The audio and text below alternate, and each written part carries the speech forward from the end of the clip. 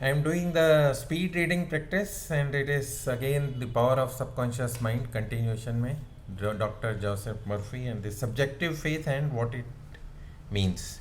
The subjective or subconscious mind of an individual is amenable to the control of his or her own conscious or objective mind as it is to the suggestions of other.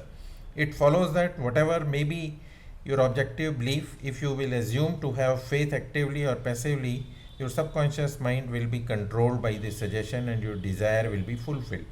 The faith required in mental healings is a purely subjective faith. The way to retain it or to put an end to active opposition on the part of the objective or subconscious or the conscious mind. For an effective healing of the body to take place, it is of course best if you both the conscious and subconscious mind are in a case of fully accepting faith. However, it is not always essential. You can enter into a condition of passivity and receptivity by relaxing the mind and the body and getting into a sleepy state. In this drowsy state, your passivity becomes receptive to subjective impression. A man once asked, how is it that I got a healing through a certain minister? When he told me that there is no such thing as desire and that does not exist, I did not believe a word he said. I thought he was insulting my intelligence, and yet I was healed. How could that be? As I told this man, the explanation is simple. He was quieted by soothing words and told to get into a perfectly passive condition, to say nothing and think of nothing for the time being.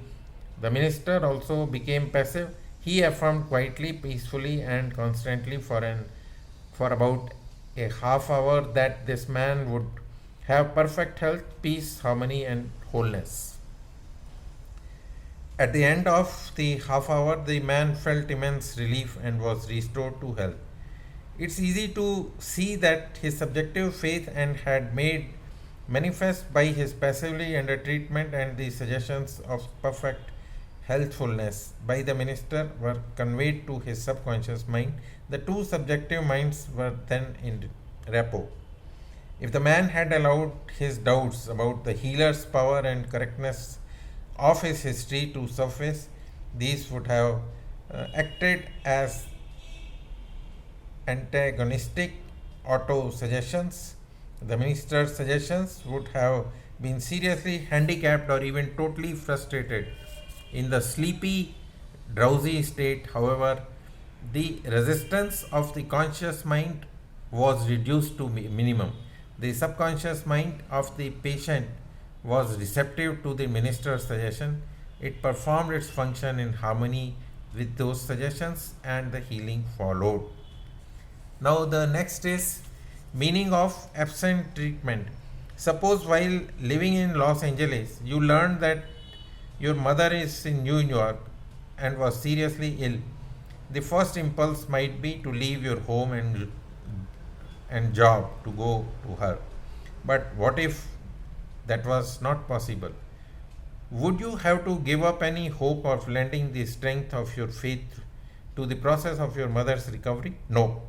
While you might be physically present, your prayers would go to her nonetheless. It is the Father within that does the work.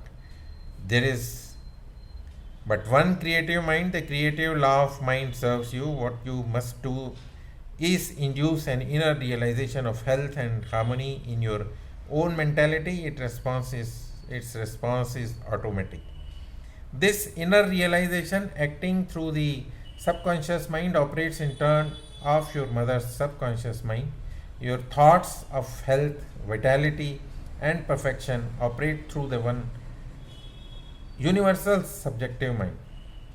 They set in motion a law of the subjective side of life that manifests itself through her body as a healing. In the mind principle, there is no time or space. The same mind operates through your mother and through you, no matter where you may be. In reality, there is no absent treatment or opposed to present treatment for the universal mind is omnipresent. You do not try to send your thoughts or hold a thought. Your treatment is a conscious movement of thought. As you become conscious of the qualities of health, well being, and relaxation, these qualities will be resurgent in the experience of your mother. Results will follow. Here is an actual example of what is misleading called absent treatment. A woman in Los Angeles learned that her mother in New York had suffered a coronary thrombosis. She could not go to her mother's side, but she prayed as follows. I will stop here at this point. The next part is the prayer. This is G.S. Anand. I am a mechanical engineer turned digital recruiterpreneur doing this speed trading practice. Thank you and bye.